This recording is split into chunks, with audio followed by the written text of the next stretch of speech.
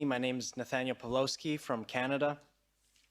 I'm going to speak about the consequences of abuse of power under the guise of health, set out by the WHO framework that local governments take upon themselves to implement.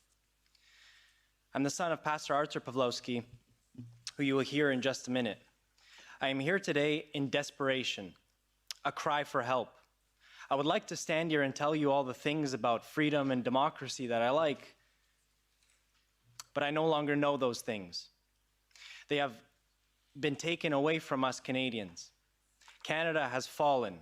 We no longer have freedom of religion or freedom of speech or the right to protest or assemble or associate or express ourselves or have free media or disagree with the government. Anyone who does so is arrested, charged, and jailed as political dissidents. My father was just found guilty of inciting mischief for giving a sermon to the truckers when they went and stood for our rights in 2022. A Christian sermon that referenced the solidarity movement was criminal in our government's eyes. A charge that has a penalty of up to 10 years in prison. This case sets a precedent to all Canadians and the world if you allow this to happen, that anybody, including politicians and media, do not have the freedom to say or express what they have on their hearts for fear that what they say is mischief and could be liable to prison. I myself have been charged for preaching and reading the Bible publicly because the government claims the Bible isn't inclusive and is hateful. This is what the Canadian government is doing to us. In my father's case, the Crown prosecutor, and I believe in naming names because our oppressors do not get to get away with this without being named and shamed.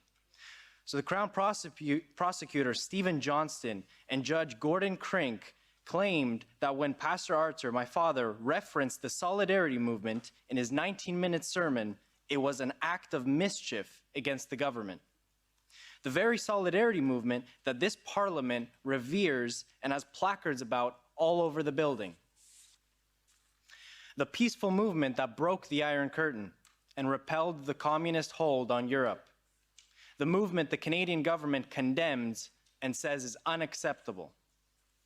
So I ask you, the rest of the free world, to intercede on Canada's behalf and pressure the Canadian tyrants to stop persecuting law-abiding free Canadians, especially clergy. They simply did their duty and gave hope. My father told the truckers to stand for their rights, solidarity style, and to do so peacefully. His sentencing is this August 9th, 2023, and if he goes down, we are all lost as Canadians. If a pastor goes to prison, what can they do to the rest of us? For giving a sermon in Canada, they are no better than the tyrants of old. So please, I ask you for help and to pressure Canada on this matter and to help us deal with our oppressors who act like modern-day Caligulas. Trudeau is a modern-day Caligula. We cannot allow these mad emperors to run mad. And remember, all of this is being done under the guise of health, safety, and protecting us. By stripping our rights and ushering in tyranny, we must not allow Canada to treat its citizens, and especially clergy, this way. The WHO has structured a way to take away our rights, and our local governments are doing that. Now we're seeing politicians and health bureaucrats trying desperately to rewrite history, trying to convince people that they never advocated for crippling illiberal lockdowns, vaccine mandates, school closures. No, it's not their fault. They just made recommendations. I didn't think anyone would be stupid enough to actually follow them or enforce them. Along with Australia and New Zealand, Canada was right up there for COVID madness. But Prime Minister Justin Trudeau now claims that's just disinformation. He says he never insisted that everyone, young and old, healthy and infirm, get vaccinated against COVID. That's just fake news. Let's have a quick look at what Justin is saying now and what he said back then. Misinformation and disinformation is carrying people to believe things that are untrue. And vaccinations is a perfect example of it. Any vaccine we distribute to Canadians will be safe for Canadians. You know, our people who've probably gotten very sick from vaccinations. Every vaccine that is improved is safe for Canadians, is uncompromising. Well, individuals are allowed to make their own choices. There may be all sorts of different reasons why someone is hesitant to get vaccinated. There's no more excuses to not get your shot. And therefore, while not forcing anyone to get vaccinated, enforcement measures in place will make sure that everyone is vaccinated. I chose to make sure that all the incentives, travelers across the country need to be fully vaccinated. People coming into the country need to be fully vaccinated. We're there. Don't get to work in the public service. Don't get to go to movie theaters or gyms or restaurants. That compilation courtesy of Milk Bar TV. Born behind the Iron Curtain in Poland, crushed by the iron fist of oppression. The armed forces now rule in Poland with martial law and the threat of execution for those who break it. The horrors inflicted by unchecked despotism have burned their mark into my memory. The December of 1981, when martial law turned our cities into shadows. The biting winters when the quest for bread met with empty shelves. The silenced voices of cutting forest. These memories led me to vow, never again would I bow to tyranny, never again would I let freedom's voice be muffled. This promise guided me to Canada, a beacon of liberty. You can keep it. I have a court order that says your actions are illegal. Back off. Respect my rights. Freedom is more than a word. It's a measure of our humanity, courage, and determination. It's a cost borne by soldiers, journalists, and volunteers. We are providing necessities. When the shadow of tyranny found me again, denying me the right to serve the needy, disregarding its own rules, I remembered, never again. After receiving new enforcement powers for public gatherings Thursday, Calgary police have arrested Arthur and David Podolsky. Get out of this property. Immediately get out. Premier of Alberta right now declared that protesting is illegal. So when I opened my church in the protest against the government overreach, I spent 3 days in jail for my crime of opening the church in a free and democratic society. Like a soldier, I've tasted the bitter price of freedom, endured the cold handcuffs and harsh judgment. The soldier stands unflinching, knowing that freedom bears a cost. There is a price to pay. Like a journalist, I've dared to speak truth to power. My voice, not ink, reverberates through Calgary and beyond, fulfilling the duty of free speech. Like a volunteer, I've served my community with deeds, not mere words, knowing that true freedom lies in service to others. St. Augustine, a pillar of our Christian faith, said, hope has two beautiful daughters, anger and courage. Anger at the status quo, and courage to change it. From my house arrest, I pose this question to you, honorable members of the European Parliament. How many nights in cold cell would you endure for freedom? What lengths would you traverse to defend your people's rights? You see, I have spent 50 nights in jail standing up for our right to gather and worship.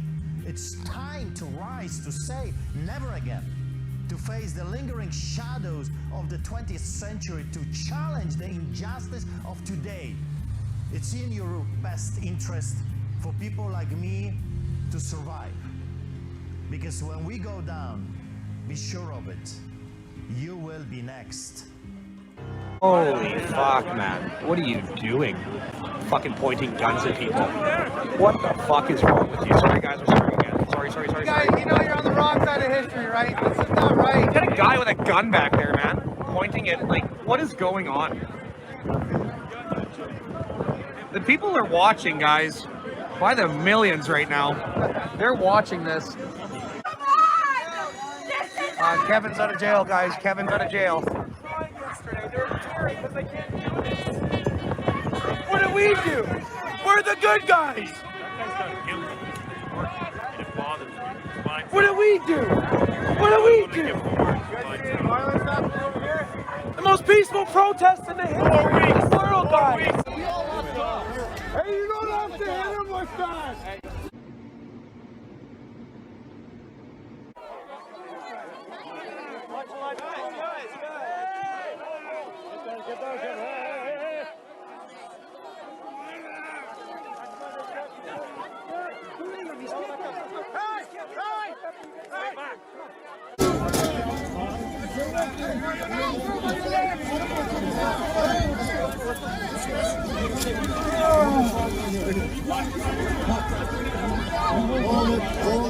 This is disgusting! Disgusting! Oh my God! You're now attacking the older people. Now to matters closer to home, and Victoria Police is again trying to rebuild their image after enthusiastically serving as Dan Andrews' COVID enforcers for more than 2 years, where they terrorised pregnant women for Facebook posts, harassed little old ladies on park benches, and shot scores of protesters with non-lethal rounds. But now VicPol wants you to know they didn't enjoy all that overreach and excessive force. No, Victoria Police Chief Shane Patton says he is bruised by the work his force had to do during COVID lockdowns. You feel bruised, Commissioner? How do you think these Victorians feel? To have endured the world's longest lockdown. Okay, they're shooting. They're now shooting. It's painful, but it is absolutely appropriate. Yeah, we're just at the intersection of Victoria and Lygon Streets, where an enormous amount of police are now gathering. It's the most important commitment for Victoria Police, forcing the Chief Health Officer guidelines.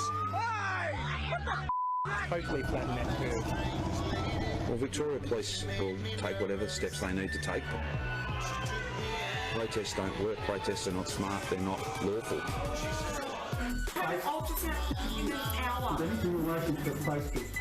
You know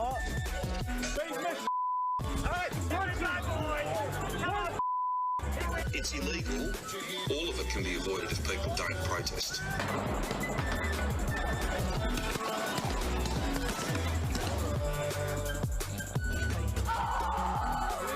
She doesn't want the vaccine, and look what they've done to it. She was a hero last year, and now look at this.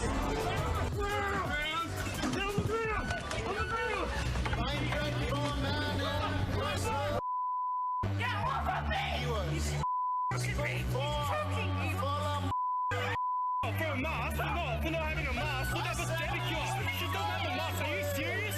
Are you serious? Just for not having a mask.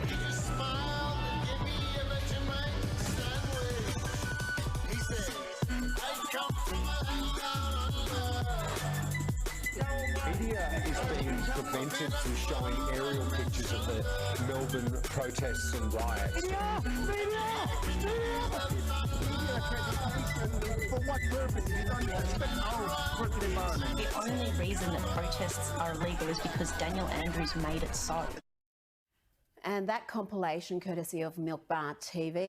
We need to raise the volume on the sound of freedom in so many areas.